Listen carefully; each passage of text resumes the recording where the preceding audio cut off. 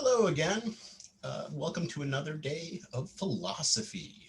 So we're going to be talking about Immanuel Kant once again and the groundwork for the metaphysics of morals, written in 1785 CE or Common Era or AD, depending on how you prefer it. Um, Kant was born in 1724 and died in 1804. He is generally considered a 18th/19th century philosophy philosopher in general. He wrote on a lot of different topics, and one of them happened to be ethics. He was involved in what's mostly called the Transcendental Project during his critical phase. We're not going to talk about the beginning or the end. It gets kind of weird, and while that's very interesting and very important, most people only care about him during the critical phase, and that's all we got time for. So, the critical phase, he's going to be trying to do the Transcendental Project. That meaning, instead of immanent, being inside yourself or internal to you or individualized, transcendental or transcendent, being outside of or above or beyond all of the other things. That's what he's up to. What is it that makes the conditions for the possibilities of anything possible for all human beings, all of us, not individuals, but all of us as a universal sort of thing? What are our universal conditions for the possibilities of anything showing up at all? Like, when you see me in different ways, or when you see colors, you see them in different ways, or you categorize things via causation or natural law or many other things. Visually, you see stuff certain ways, you hear things certain ways. In fact, cross-culturally, almost every single culture tunes to the same octave scale. That's actually one of the very few things that's cross-cultural, everywhere, all the time, much like 1 + 1 = 2, right? That's all the time, everywhere, and it doesn't matter what culture you come from, what time you come from, or where you are, or what your experience of the world is, or whatever your individual proclivities or inclinations are. 1 + 1 always equals 2. So that's also transcendental, right? Where is 1? Where is 2? What does plus even mean, or equal? So at any rate, that's part of the Transcendental Project as well. Also, what could something beautiful or sublime be, universally speaking? And we're not getting into that here. But again, Kant tries to come up with these transcendental criteria, or sort of conditions for which we could see where something like that could happen. Today, we're going to spend some time talking about the categorical and the hypothetical imperatives. The categorical imperative is the much more important one, and we will talk about that later. But right now, I just want to start off again by saying that this is what we call deontology. All right. Deontos in the ancient Greek means it is obligatory or it is necessary that you do X, Y, or Z. Ology, of course, means account, discourse, or study of something, right? Coming from the word logos. So this is the study of moral obligation or moral duty. And that is what Kant is up to, the study of moral duty. What is your duty as a human being? What is your obligation as a human being? Or rather, moreover, a rational human being, because that's what's going to make the difference. So let's flip over our board of insanity. As we talked about last time, there are two worlds according to Kant: the noumenal realm or world and the phenomenal one. Okay, what a phenomena is and what a noumenal object are two different things, but one of them is one and the same in a certain sort of sense. The noumenal realm are the things in themselves, the Ding und sich, as they say in the German, or what it is that is at the core of everything that shows up for us. So anything that shows up for you in any way at all has to have some sort of being that exists outside of a very coarse-grained perceptual apparatus. So we can touch, taste, smell, feel empirically and sensate sort of stuff, but that's a very tiny sliver of what actually exists. As I said before, you'll never know what the inner core of this marker is. You're only going to know the observable qualities of it based on what your senses are. You can never know this marker fully. And this is just a marker. We're not even talking about morality yet. Okay? So yeah, you can say that this is blue or white, or looks like it's plastic, smells a certain way. If you're here, you're not, so you don't even know that. I mean, again, you can't even detect smell from where you are because this is a video. So Is this room picking up smell for you based on this being a video? No, because that's how your perceptual apparatus works. You have the smell of whatever your room is or wherever you are watching this. You can have a feel of whatever it is that's near you or by you, but you can't feel this video. I mean, you can feel your screen or whatever it is that you're, working with. But again, that's the case. Phenomena means something that shows up for us, something that shows up for us in some way at all. And again, these are in some respects related to the a priori and a posteriori, or as Leibniz put it, the truth of fact and the truth of reason. The truth of reason coming from this side, a priori, is knowledge gained without experience, like 1 + 1 = 2, or a circle isn't, or is a point or an origin point with all points on its perimeter or limit being equidistant. A triangle is three-sided plane closed figure whose interior angles equal 180 degrees. Something along those lines, right? You don't have experience of that. You've never seen a real point. You've never seen a real line. You've never seen a triangle. Euclidean space isn't even real technically. We made that up for the sake of geometry. We live in three-dimensional space, not flat space. And for Leibniz, this is the truth of reason, right? We can figure this out in the sense that it's always the case. You can never have a circled square because a square has right angles that are congruent and equal sides, and that makes it so that it is technically impossible for all points to be equidistant from its origin or from the center of it. And that is the definition of a circle. So there never can be a circled square, much like there can never be a married bachelor, so long as the term married and the term bachelor mean the same thing. You can't check empirically against reality whether or not somebody's a bachelor or not. You can't look underneath their fingernails to see if they're dirty and they've got pizza boxes laying around to determine whether or not they're a bachelor. If I take off a ring, that doesn't make me not a married man anymore. All of those things are just symbols, but they are not actually to show that you are a bachelor or not. It either is the case or it is not. It is not something that can be tested against the world. Like, for instance, that I have black hair. Oh, look, you can test that against the world. I have black hair, or at least it looks like that, from your point of view, given if you're regularly a sighted human being and this video is working properly.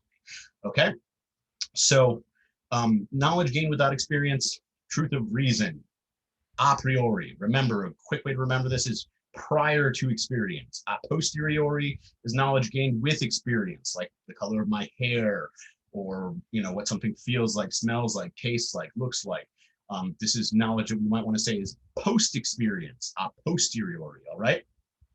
So experience is something that we don't all share. We have different experiences in life, right? Just like we have different sensations. I mean, the sensations are generally similar, but not always. I mean, a lot of people have very different senses than others. I think, for instance, that it is very cold when it's 70 degrees, and my fiance seems to think that it's not really that cold and that it needs to be colder, like 68 degrees in the house. Brr. Or that showers should be scalding hot, and I think that showers should be, warm, slightly hot, these sorts of things. But those are different senses or inclinations that we have. This is also where we get the empirical sciences or the testable sciences, right? Feelings of any sort, good or bad, come from this individual experiential side, right? You have different feelings than other people, and you have some similar feelings as other people too, but you can't trust that to be universalizable.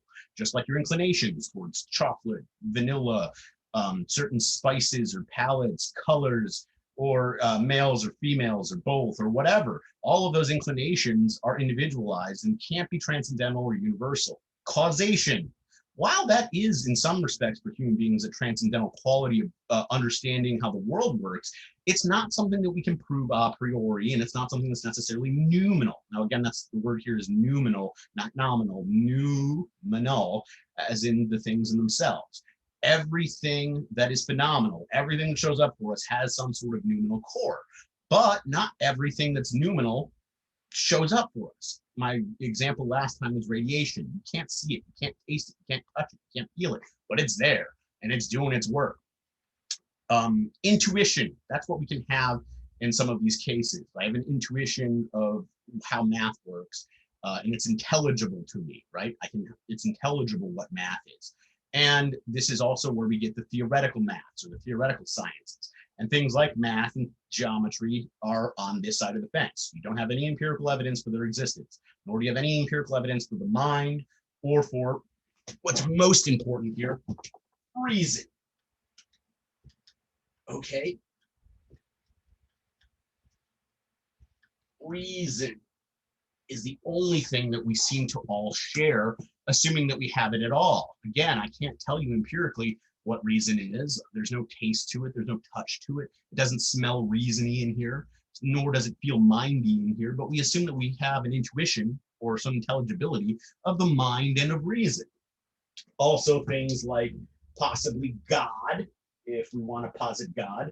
Now, again, when we talk about these noumenal categories, we're not saying that these things don't exist. They may very well exist. We just can't tell for sure because phenomenally, they don't show up for us. Again, God doesn't show up for you phenomenally. He's an intuition you have. And you might say, oh, he's a feeling. It's like, well, what feeling exactly is that? And what is an intuition? Because you're like, oh, it's a gut feeling. Is it really a gut feeling? And again, as I said before, if somebody says that they feel God, I want to know what God feels like, smells like, touch, tastes like, or what he sounds like, or her, or it, or whatever. At any rate, again, Kant makes room in the system for God, just like mind and reason, although all of these could just be false categories. We're not sure because we have no empirical evidence. Like Locke said, I can never know for sure what the self is. Again, the self is on this side. You don't know what your self is, or personal identity, if you will, or who you are. There's nothing empirical about that. As Hume points out, you're just a bundle of sensations going on right now, and then your ability to recall earlier sensations, as long as you can continue to do that, which again is, kind of odd because you forget stuff. And forgetting is a very odd feature that's very important for survival as humans. We'll talk about that later, not probably for Kant. So we all share reason and hopefully have minds. If we don't have reason in a mind, then Kant says we're not part of the moral community, because that's the only thing we can base morality on, since we're going to say experience goes out the window. Your general feelings don't matter. The consequences don't matter. That's a much bigger deal. Consequences for Kant do not matter because we're not in control of them. And why are we not in control of them? Well, because of what we call what he calls natural necessity, or the laws of nature. Okay. Do you think that you are so super powerful that you can change the laws of nature with your own will? Because if that's the case, it's pretty impressive. And on top of that, that means everybody else who is possibly free-willed can do the same. Now, we have an intuition that we're free. You think that you're free because you think that all the actions that you do are in fact willed by you and are in fact free actions that you could have chose to do otherwise or not. This has to do with your intentions. And as we said before, intentions seem to be something that we are in control of, much like decisions. We already talked about God a second ago. Or your autonomy, your ability to self-govern or something like that. What we don't have control over is natural necessity, the laws of nature, what I called heteronomy last time. And you're not in control of the anthropology of the area you're from. You don't know, you were thrown into your culture, you're thrown into your religion and into your history. All of that is not up to you. You made no decisions about that, nor your body, or your sex, or your gender. Well, you can kind of choose your gender, but and even your sex is somewhat maybe flexible. There's also intersexed people, what we used to call hermaphrodites. If you're not very familiar with that, there's a very interesting Amazon documentary on that called Intersection. If you think it's all about X's and Y's and chromosomes, you're wrong. It actually gets much weirder than that for about every 1 in 15,000 people, which is, small number of people, but it's a lot when you think of, 6 billion, 7 billion people on the planet. All right, so we're not in control of causation. We're not in control of natural necessity. We may have free will because we have the intuition of it, just like reason, mind, God, whatever. And we think that we make decisions if we are in fact free, because otherwise we're not making any decisions. It's just a bunch of atoms knocking together in the void until this exact thing happens where you're watching this video and I'm saying this thing. The Big Bang happened, and then there's a bunch of cosmic collisions and stardust until here. A, then B, then C, then D, all the way down the line. Now, Kant doesn't have any understanding of subatomic particle theory or the probabilistic understanding of nature, but that doesn't really matter because when we talk about free will, which we will at some greater length in a bit, probably not even this video, I might make a second video to go along with this to talk about free will specifically. If it's just random, that doesn't make it free either, right? Like if every decision I make is made by flipping a coin, that means that I didn't make the decision, the coin did. Now, assuming I didn't make the decision in the first place to flip the coin, we'll just say that that's the framework or the conditions of life to start with, is that all decisions are made by coin flip, and that wasn't made up, that decision wasn't made by you, but for you. Same as the law of nature, that all decisions are made by coin flip. Then you're not still in control. It's still just random. So it's either random or in a probabilistic spectrum, or it's the case that you're just fully determined and everything is mechanistic, as Descartes and as Newton and as a lot of other scientists thought prior to subatomic particle theory. All right. So since all we have to do to determine what is good versus what is bad or evil or wrong or morally incorrect is reason alone, since that's the only thing we all share, right? Now, why isn't this the golden rule? The book has some interesting stuff to say about this, but the reason for this is because not everybody in the world has the same experiences. So, you know, again, the example that I give usually is the sadomasochist, right? The person who enjoys inflicting pain and enjoys receiving pain. His golden rule would be inflict as much pain as possible, receive as much pain as possible. Or, you know, say like a Viking, die with your boots on, you know, sort of style thing, kill or be killed. And if you don't die in combat, you go to a much worse version of heaven, and you don't get to go to Valhalla with all the other warriors or something like that. That's not necessarily the kind of golden rule you might want to be following. But more importantly, it all still has to do with experiences and with a certain level of acceptance of certain consequences. Like the kill or be killed can't be a consequence you're willing to accept, but that doesn't mean that it's right, rationally speaking. Again, this is all about reason. So let's take another example of why experience doesn't work here. When I was very young, my babysitter, Mary Ezzo, she's dead now. It was a couple of years ago, but she was almost 101. So when she was taking care of me, she must have been in her 70s or something like this. But she's this old Italian woman who wasn't quite probably 5 foot tall. And for the first time in a very long time, my parents wanted to go out for a date. And I was very small. I don't know, like 4 or 5 or something like that. Maybe 6. Actually, maybe it was even older. I don't know. I was a child. And my parents were going out on a date. And this is the first time they'd really used a babysitter that I can recall. You know, I cried and cried when my parents left, and I was all upset and angry. And Mary said, okay, now it's time to go inside the house. And then I kicked her in the shin. I thought, I'll show her. And then she kicked me right back in the shin. And then it hurt a lot. I sat down on the curb and I cried. And she said, now, how did that feel? And I said, it didn't feel good. And she's like, and that's why you don't kick people in the shins.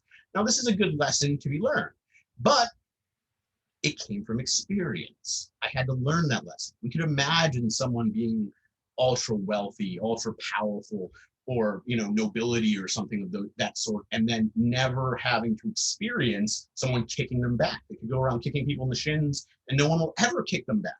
In the Middle Ages and Renaissance era, they even had things called, people called whipping boys. And when nobility were being bad, they punished them by whipping a surrogate or another person in their stead. So they would have a boy that was literally there to be whipped for the prince or who would be king someday, because you don't want to ever hit the king. Or, you know, in some people's experience, when you're rich and powerful, you can just go up and grab women by the pussy. Our president literally said that on film. I'm not even making an exaggeration here. He said in his experience, that's okay if you're rich and powerful, because that's what he's experienced in life. And a lot of other experiences. This is the best healthcare system in the world. We have the best medicine possible. If you're in his situation, his circumstance, his, you know, experience, he would be right. He did have access to experimental and top-notch healthcare when he caught COVID-19, which is why we're doing this right now in this format.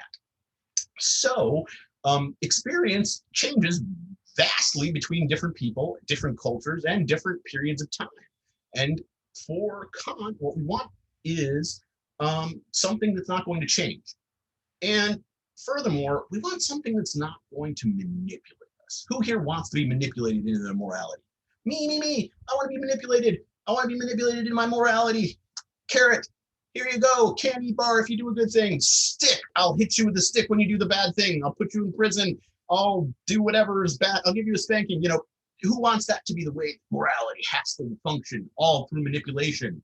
Well, most people do actually function that way, but I assume you, as a rational human being, think more of yourself and have more respect for yourself and more dignity than that, and that you would want your morality to be something that's not manipulating you, that it's morality that you come to on your own and you believe in because of reason, or because it's like 1 + 1 = 2. Now, I can say 1 + 1 = 2, or I hit you over the head with a stick, like, you know, old school teachers used to do back in the day, or nuns or whatever, but that doesn't make you believe it because they're going to hit you with a stick. That makes you learn it and you believe it because that's just the way that it is. If someone disagrees with you when they say 1 + 1 = 2, you're like, no, that's just wrong. And it's not because I'm hitting you with a stick, or it's not because you know, of something else, or we just don't agree to disagree. That's just your opinion. No, 1 + 1 = 2. And Kant wants morality to be this firm. Once you understand how the math works, you get it, and it's not anyone telling you how to do it that makes it be that way. It just is that way. A circle is equidistant from its origin at the perimeter, always. Just always, the interior angles of a triangle on flat space equal 180 degrees, always. All right. And for Kant, and not just Kant, but anybody who believes in reason the way that he does, which is pretty much the way you probably do, lying, stealing, suicide, always wrong. Borrowing without the intent to return as well, and we'll get into that in a bit. Just flat out wrong. It doesn't matter the circumstances. It doesn't matter the situation. It doesn't matter the consequences. Can't steal to stay alive like Aladdin, right? Gotta live to eat, gotta steal to live, or whatever, something like that. Can't lie to the Nazis when they're looking for the Jews that you're hiding. Can't lie to spare someone's feelings when they're wearing a terrible homespun dress or give themselves a home haircut and it looks awful. Can't lie about that either. It doesn't matter. It's just wrong, and I'll explain why. But it has to do with reason, not because of the consequences. It has to do with reason, not because of your situation, not because of your relationship with the person, not because of anything that could come from the phenomenal world, not because of anything that could come from experience, not because of anything a posteriori, nothing that has to do with causation, because you're not really in control of that, nothing to do with religion, because that has to be learned from experience, nothing that has to do with your history or anthropology or any of that stuff can possibly be part of what makes something good or bad, morally speaking. It has to do with reason alone. It has to be of the sort of thing that once you understand the terms involved, you can come to that decision yourself without the help of someone guiding you with a carrot or a stick anymore. You're not going to be manipulated into it. You will just know that it is right. It is wrong. It is morally your duty, or you are morally obliged or obligated to do X or Y because it is the moral law. Okay, so it appears that the only thing you're really in control of, if you're in control of anything, is intentions. And as Kant says, if we don't have free will and the ability to control our intentions, at least, we can't even talk about morality. Now, the question is, do we really control our intentions? Do we really control our will? It's hard to say, but all Kant's going to say is that if it is the case that we do have these things, then we should follow the moral law. Now, he also says that we're never going to, probably, but it's possible. The possible part's really important here, because these things are all possible, though not necessarily true, any of it. So at any rate, our good intentions are all that matter, because that's all we have control over, not any of this stuff technically. I mean, that's just how it's going to be. So we're just going to be using reason alone. And I say this again, reason alone to do this. Now, the other moralities that you might look at do try to manipulate you, by the way, before we move along. Kant is the only one who doesn't try to manipulate you. Some of them say you do this or you go to hell. Some of them say you do this or you don't go to heaven or you do go to heaven. Some of them say you do this or you go to jail or you get a good job, or the biggest carrot there is, the biggest benefit or thing that you can get, or best manipulation there is, at least according to Aristotle, is happiness, right? Why would you do anything for the sake of which? And all before the sake of which are for is happiness. But happiness is a manipulation. It's there to get you to do stuff because don't you want to be happy? Well, yeah, but what brings happiness? Well, you can't be sure because it's different for everybody. Even Aristotle says that somewhat, although he has very specific reasons why certain types are better than others and why eudaimonia is very specific.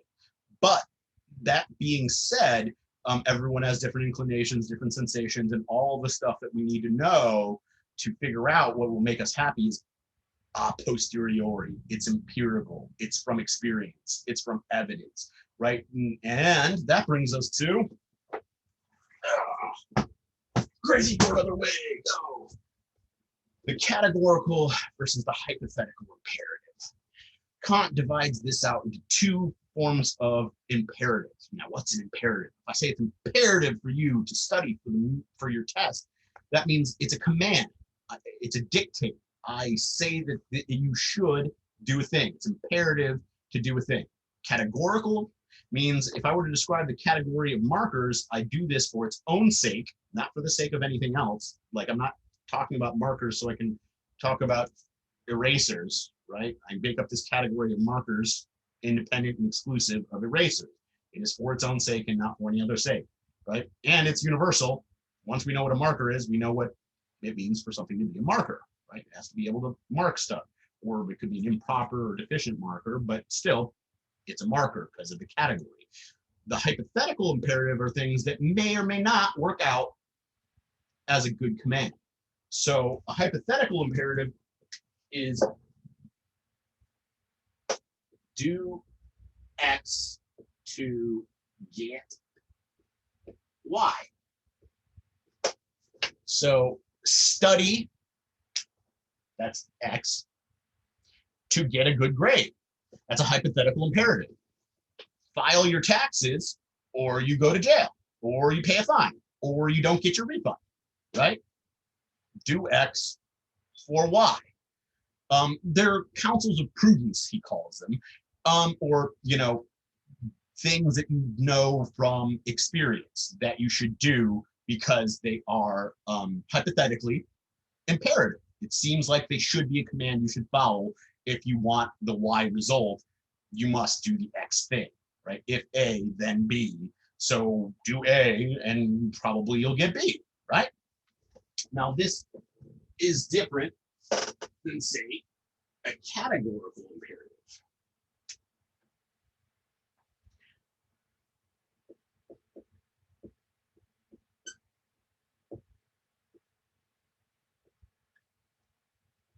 Okay, so the categorical imperative is essentially, the categorical imperative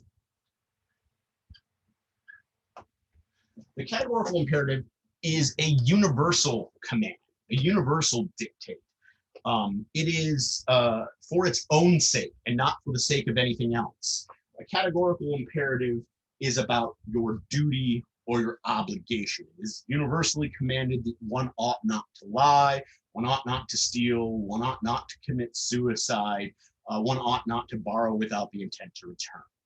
Okay, this makes sense. I will explain why. Now, there are three forms of this categorical imperative, at least. There might be more. If you read the groundwork closely, he actually makes it in about 4 or 5 other ways total. But there are 3 main ways that we have this. There's basically the first formula, the second formula, and the third formula. The first formula is all about being non-contradictory and consistent. The second formula is they call the formula of humanity sometimes, but that's, you can't use people as a means. You must treat them always as an end at the same time. So no tool using humans. And then the third one is act as you are a self-legislating member in a merely possible kingdom of ends. And that one's sort of like your grand totality of things that, you know, you want to have happen. And I'll talk about that a little bit later. That's the weirdest one, but that's the autonomy principle, basically that you are a self-governing, self-law-giving thing, and that everyone is who has reason. If you don't have reason, then you're not part of the moral community, and it doesn't matter. And that's why we treat animals differently. We don't treat them as though they have reason. When the dog poops on my rug or pees on the floor, I don't explain to it why that's wrong. I rub its nose in it, I spank it, I spray it with water, and then I clean up the mess. And I do that immediately because they won't remember if I tell them that or I do anything that way later. You've got to do it immediately, and it can't be about reasoning. You can't talk to them about it because none of that matters.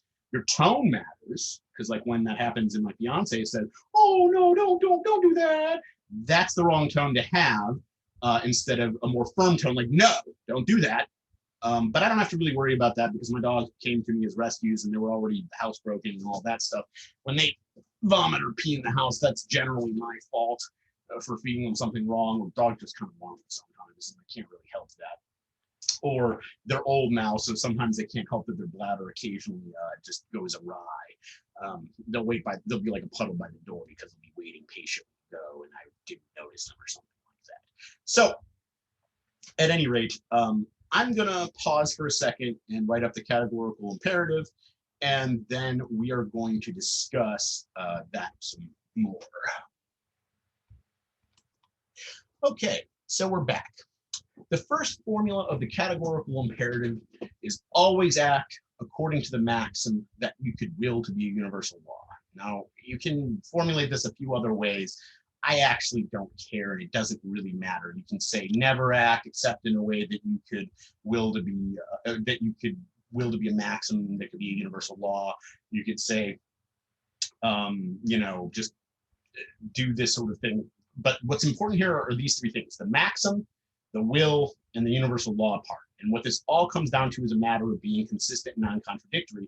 And that is how we are going to figure out what is right and what is wrong. This is the formula that gives you basically the framework or the formalism of what the law has to entail. Okay, so why shouldn't we just act always as though we should, whatever we do, we could will to be a universal law? Why does it have to have this maxim involved? Well, here is the very important reason why. As we stated earlier, from the phenomenal side of the board, right? Your actions or activities are not fully in your control. You can't actually necessarily make it so that you raise your arm every time you attempt to raise your arm. Now, you might think that you can, but at any moment I could stroke out and never raise my arm again. I swear that's how I'm going to die. I've used that example way too many times.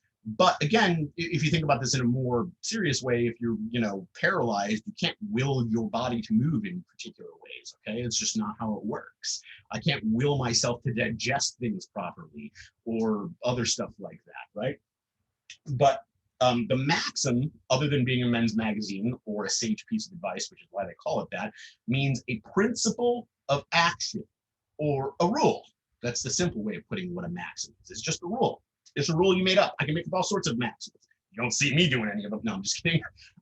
But like, again, you can come up with rules of all sorts or principles of action. The question is whether or not you will them, like you actually try to intend to do them, right?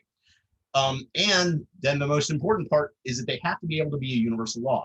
Kant also says it should be willed to be a universal law of nature, which is to say that it's so strong that it should be so non-contradictory that it should be like gravity, that all things fall to the earth at 9.8 meters per second squared in a vacuum, unless the earth's mass changes drastically or something like that. The speed of light is a very particular speed, and nothing can surpass it. This sort of thing. Universal law, always, all the time, no matter what. Atemporal, meaning without time being part of it. 50,000 years ago, 20,000 years in the future, or right now, 1 + 1 = 2, and everything falls to the earth at 9.8 meters per second squared in a vacuum, so long as the mass of the earth is the same. Okay, it has to be consistent and non-contradictory, all right? So let's start off with a really basic example, and this is the one I like the most. So hold on, you have to make up a rule, you have to will it, and it has to be that. That's just how we're going to figure it out. Why does it sound strange, or if it does, it should sound strange if someone asks to borrow a stick of gum, borrow a cigarette, borrow a piece of paper, or borrow a tissue? I really hate it when people ask to borrow any of those things, because what they really mean is, can I have, or can you give me one of those things? I don't want your cigarette butt back when you're done smoking it. I don't want your chewed piece of gum. And next time somebody asks to borrow a piece of paper in class, demand that piece of paper back at the end, and be like, those are my notes now. Because that's what the word borrow means. Borrow means with the intent to return.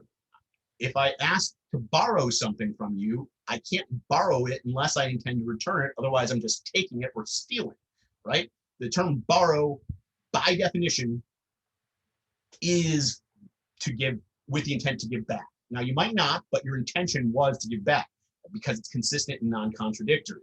This is the same reason why you should always keep your promise, or you should never tell a secret, right? If you tell a secret, is it a secret? Because the term secret means you're not going to tell anybody, right? So technically, if you tell somebody, it's not a secret anymore. You've told someone, therefore not a secret, right? So logically, it's always wrong to tell secrets. Consistently, it's always wrong to tell any secrets at all, period.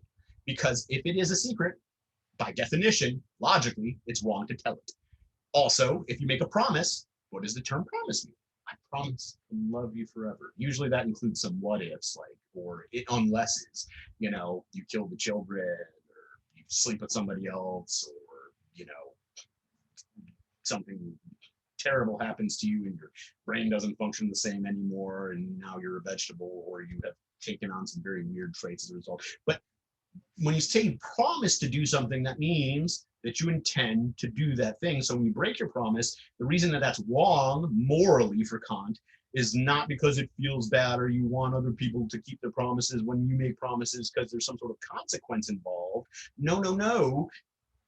Breaking your promise is always wrong because the term promise entails that you don't. It would be inconsistent and contradictory to break your promise, because that's what promises mean, literally. Same thing with borrowing without the intent to return. So this is why it's always wrong to lie. Why is it always wrong to lie? Well, and this is where it gets a little bit more complicated or complex. Lying is always wrong because we have this concept a priori. So that means we understand this concept to exist without experience of communication or language. We're actually hardwired for language in our brains until we're about 8. Then it gets much tougher. And if you don't learn it by the time you're 8, it actually becomes much tougher to acquire language. And also to acquire any language, you should learn it when you're young if you can. Regardless, that's not the point here. The point here is that the idea of communication, when I make these face noises, you expect what comes out of my mouth to be one-to-one what I actually mean or intend. Otherwise, I'm lying, and that's wrong because we have an understanding of what communication is. Lying is an inconsistent use of communication. It's a contradictory use of what we mean by communicating with each other. This understanding of communication is very important. Now, if we just do away with communication, then nobody can lie because there's no such thing. But this is not the case. We want to have the ability to communicate.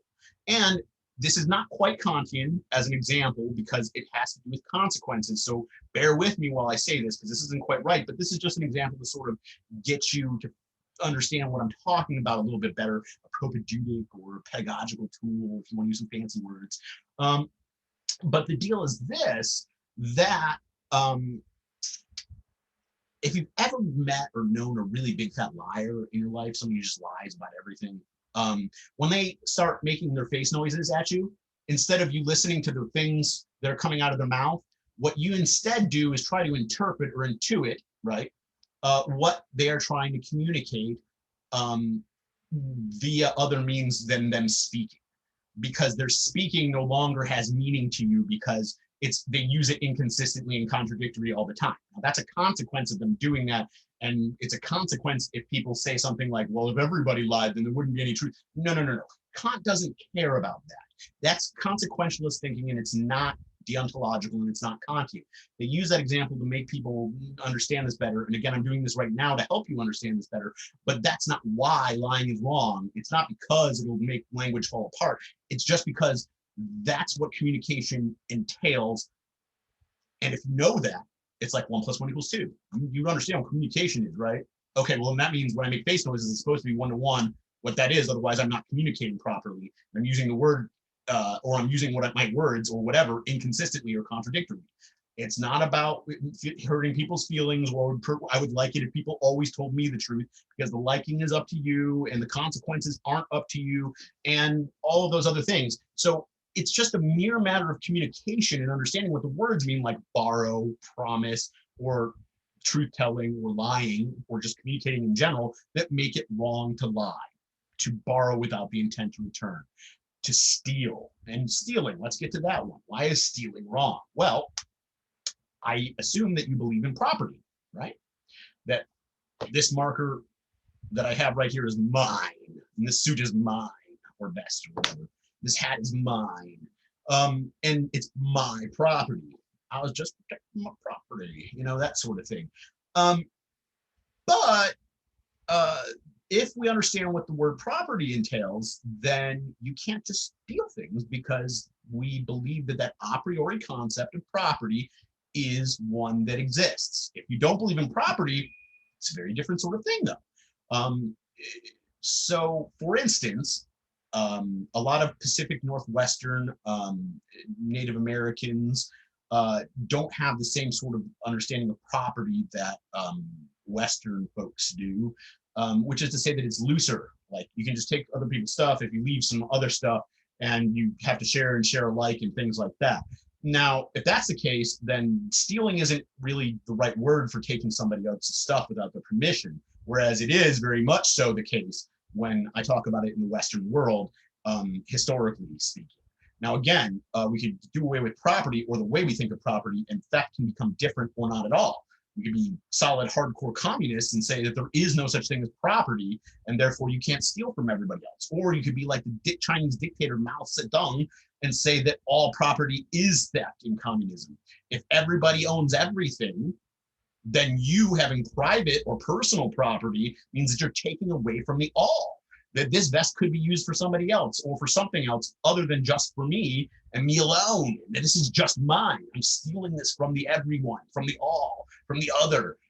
So actually, it was first Hegel and then Marx who pointed out this inherent flaw in Kant's system, although it's not really a flaw. It's just the idea that if we consider these a priori concepts necessary, then it flows from that stealing is wrong, and that lying is wrong, right? Now, I'm not willing to give up communication. We might be able to give up property, but definitely not communication.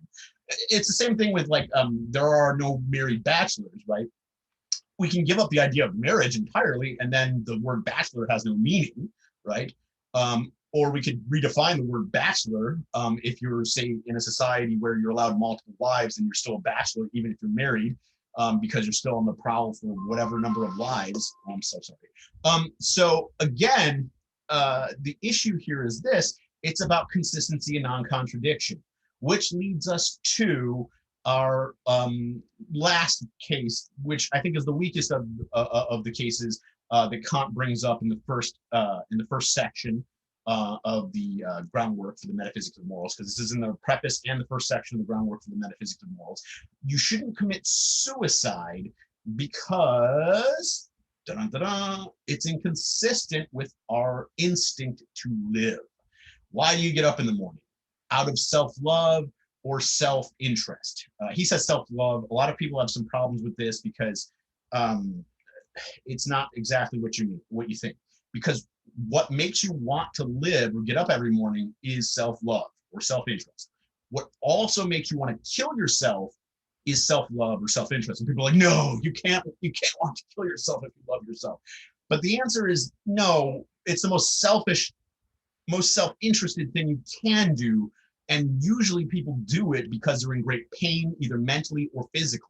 So either they find their life painful to continue and endure due to mental problems, or they find it painful and horrible to endure. And this is more frequently the case for people that actually commit suicide because of their physical condition, whether it's that they're horribly in abject pain, they're dying of cancer, they're going to lose all of their memory and have Alzheimer's. It's going to be completely horrible, or they have Huntington's disease, which if you don't know what that is, you should look it up. But a quick definition of it is that you can test for this genetically in utero and also as an adult, and you have a 50% chance of getting it if you have it in your family line.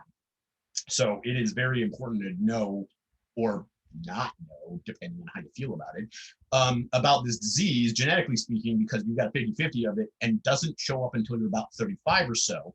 And then from there, you start losing your mental acuity. You start becoming usually sexually promiscuous, involving in risky behavior. You start losing muscular control.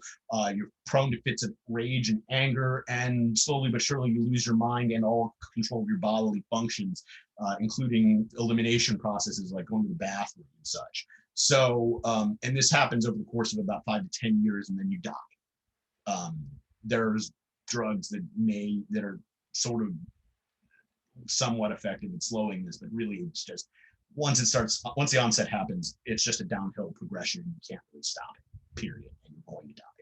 A lot of people like to commit rational suicide or have euthanasia performed on them or something like that as soon as the signs start showing up and they're sure that they have Huntington's, because they would rather not put their significant others, their family, or other people through this. Or people with horrible brain tumors that are inoperable or things like that might rather prefer to do that than put a lot of horrible stuff on other people or themselves. Or even if you want to get fiscally serious about this, you can go bankrupt from having cancer. Prior to the Affordable Care Act, or Obamacare as it's called, there used to be caps on how much your insurance company would pay for stuff, depending on the type of insurance you have. There's still bad insurance you can get that is not ACA compliant, that has caps of this sort, which you don't want. Because I knew a student in one of my biomedical ethics classes whose parent was a millionaire, literally, and they had the best insurance money could buy, and they had a long battle with cancer and had to use a lot of chemotherapy and radiation, and that stuff is super expensive, like 10 grand a bag for chemo bags and stuff like that. And it's poison, literally. Chemotherapy is essentially like scorched earth war policy. It's killing all of the cells that it possibly can in your body such that you don't die, but you kill all of the cancerous cells and then hope that they've all been killed, and then you regenerate from there. So you like kill everything so that you can like survive that and then come back and not have to deal with the cancer anymore, which is why everybody talks about chemotherapy being so horrible, because it is. That's a little bit of an overgeneralization, but that's essentially what happens. So this is why people kill themselves out of some sort of self-interest or self-love, right? According to Kant. And he says that that would be inconsistent or contradictory, that the same drive that causes you to stay alive would be the same drive, same drive, that would cause you to want to kill yourself. That being the case, you cannot have these two things be the same, because it's inconsistent, because it would be contradictory. Not because God says so, or it would make everybody else feel bad, or it would make, more sense to or not to, or whatever. You just shouldn't, period, because of the inconsistency and contradiction. However, and this is where it gets kind of weird, if you're not a rational agent anymore, you don't have reason, you lack rationality, then you're not part of the moral community anymore, and you're no longer beholden to those laws. So long as you're still rational, you can't commit suicide. But if you were no longer a rational agent, you could have an advanced directive, or let's call it a living will, that claims you should have a DNR, a do not resuscitate, or perhaps some sort of euthanasia for yourself, or a pulling the plug, if you will, if you're in a coma after a certain amount of time. Because if you're in a coma and you have a lot of brain damage, you're no longer a rational being, and therefore Kant would not have a problem with you having someone else, or yourself, if possible, kill you, because you're no longer part of the moral community and your life no longer matters, morally speaking. So again, that's kind of a weird caveat in there, but as long as you're a rational being, you have to follow the moral law, and you are beholden to it. And again, it doesn't matter if you're a space alien, an angel, or a demon. It doesn't matter if you're an android, a replicant, a Cylon, or a Terminator. You still have to follow the moral law so long as you're rational. Or, AI gets better and your computer becomes rational, it should also follow this moral law for the sake of consistency and non-contradiction, because that is just how it should work, like math. A computer would do very well with Kant's moral philosophy as a result of it being consistent and non-contradictory. If you want something that's black and white, this is it. This is why you shouldn't steal ever. This is why you shouldn't lie ever. This is why you shouldn't borrow without the intent ever. This is why you should never commit suicide so long as you're rational, etc. Now, children and animals are a weird category because children are going to become rational at some point, but they are not to begin with. So he says they should be protected because of the possibility of the rationality. Animals, we eat them, standardly speaking, in most societies, and we buy and sell them. I bought my dog, from a person from a rescue shelter for $75, cash on the barrel pay. And if I so chose, I could sell him if I wanted to, although I don't know if anyone wants to buy a 10-year-old dog at this point. But still, I could. He's technically fungible property, although my fiance would never let me sell my dog, nor do I want to anyways. I got two, but regardless, the point being here is that that thing has a price, and we do not, which will get us into something that we'll talk about when we get to the second form of the categorical imperative, which is coming up. So at any rate, once you understand that this is how the moral law should be formed, it's like 1 + 1 = 2. You should never lie because you understand communication. You should never steal because you understand property. You should never cheat because that's what rules are about. That's what games are about too. If there are rules, they're not meant to be broken. They're meant to be followed because that's how games are consistent, non-contradictory, and honestly, usually more fun. I mean, if you're cheating, it might seem like it's more fun, but it's really not what the point of it is. In fact, even when we talk about something like, we'll talk about sexuality in the next bit when we talk about the second form of the categorical imperative. All right. At any rate, I'm going to pause here, and we're going to write up the second formula of the categorical imperative, the imperative of humanity, as they call it. Although I'll explain why it's not quite humanity exactly. All right. All right. So let's move on to the second form of the categorical imperative formula. Technically, Kant says that all 3 or 4 or 5 of these, we'll just go with 3, are the same thing, and that there is only one categorical imperative. I'll sort of explain why that's the case towards the end of this video. But before we get there, let's talk about the humanity formula, or the so-called humanity formula. Kant claims that we are all ends in ourselves, and that human beings, all that are rational anyways, again, humanity, when we talk about that, is rational beings. It doesn't actually have to be human, and technically all humans aren't rational. And again, I don't mean for the moment. When I talk about rationality, I mean you possess it in the sense that you could use it if you wanted to, not you just don't. Like, I can possess rationality and not agree that 1 + 1 = 2 because I'm not smart or I'm ignorant of that fact. That doesn't mean I'm right? I might be able to, have some other opinions about things, but the rational part is something that either you have or you don't. It's a 1 or a 0 sort of thing, at least according to Kant. So you are part of humanity if you are a rational being. And that includes, again, space aliens or angels or demons or AI or whatever it is that we want to talk about. It doesn't matter. As long as you're rational, you're part of humanity, according to him, and you are part of the moral community. So you are an end. Why are you an end? What the hell does that mean? All right. Well, if you know anything about Aristotle, and hopefully you do from the earlier parts of this course, an end is also what we call a telos, right? A nice fancy Greek word, telos, right? Okay. A telos. And an end is a goal, a purpose, an aim, a flourishing, if you will. That's my favorite definition of it. And he claims that all human beings or all rational beings have ends in mind. We have multiple of them, varieties of them. Like my end is to teach you this stuff about Kant, hopefully, so you'll be a better moral person. You'll understand morality and deontology better. And, you know, also because this course keeps a roof over my head and my dog's in kibble. So I have different ends that I'm trying to achieve with this. I'm trying to achieve the end of becoming a full-time tenured professor at some sort of university somewhere, and I don't care where really. I just want to teach this stuff and write about this stuff, but I have ends like that. Now, those ends I can have happen in a number of different ways, but so long as you have goals and purposes outside of yourself that are long-term in this sort of sense, that makes you an end in yourself. And that means that you are deserving of respect and of dignity, and other people ought to respect you and give you dignity. And this isn't a matter of consequence. This is just a matter of you being an end in yourself. Whereas my dog is not an end in itself. He doesn't have plans for the future. He's not like, let me think. What am I going to do in the next 5 years? Do I have a 5-year plan? Did I prepare for my own death? Am I making a will and testament? No, they don't do that. That's not how animals function, period.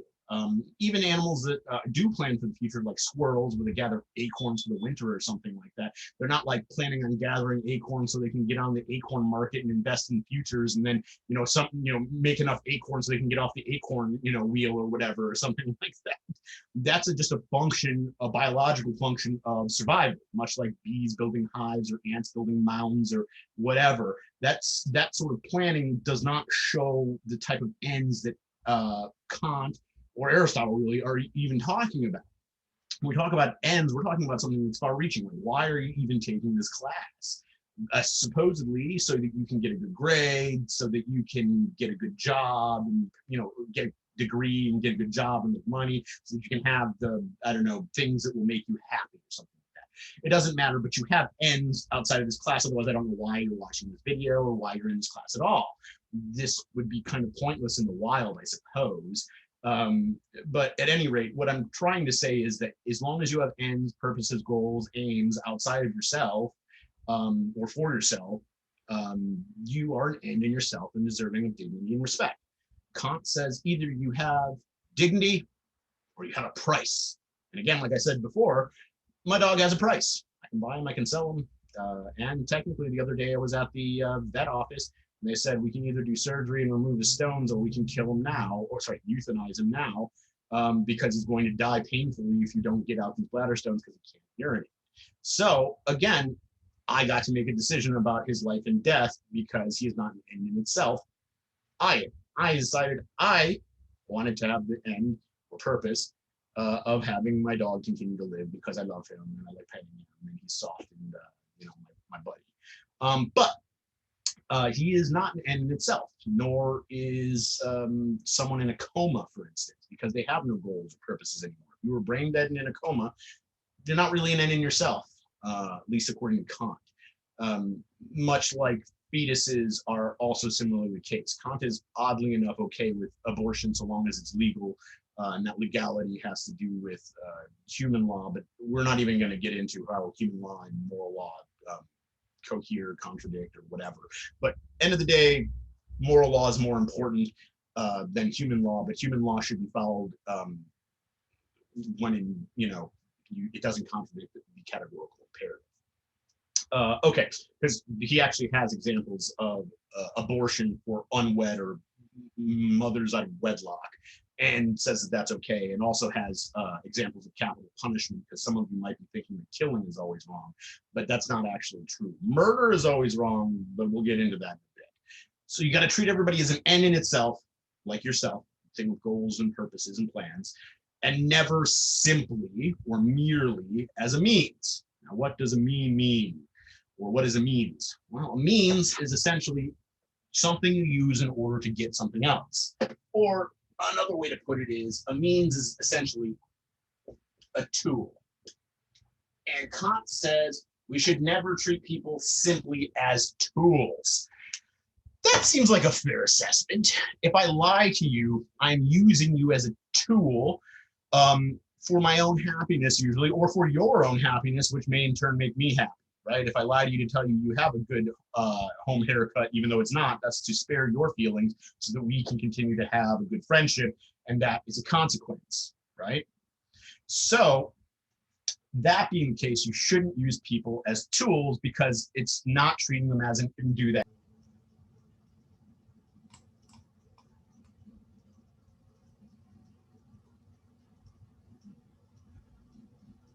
Is this recording?